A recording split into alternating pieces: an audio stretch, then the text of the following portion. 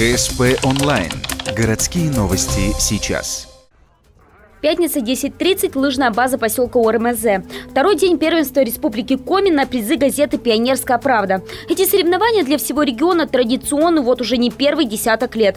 Последние годы проходят именно в Ухте. Участниками этих стартов становятся совсем еще молодые спортсмены. Самым маленьким всего 9 лет, старшим 13. Сегодня они бегут эстафету. Девочки 2006-2007 года рождения 4 по 1 километру, остальные 4 по 2. Для совсем еще юных лыжников сегодня все непросто. И сама форма гонки, и погодные условия.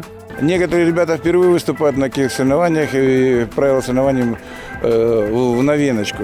Тренера не всех подготовили именно в участии в зоне передачи эстафет. Ну, а у многих, кто выступал на республиканских соревнованиях, уже есть какой-то опыт. Вроде бы тепло 9 градусов, а идет ветер, продувает насквозь. Ребяткам сложно. Они маленькие, легкие, ветер иногда их подхватывает и несет сам.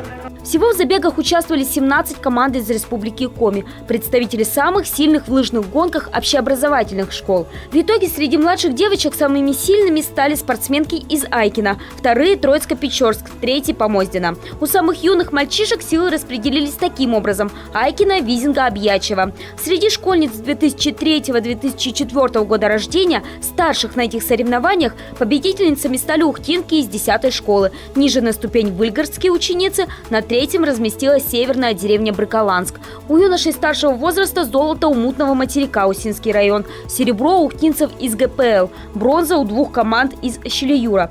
Вне конкурса выступали гости из города Лабытнанги. Они, что называется, дали бой и могли бы оказаться на 3-м общекомандном месте.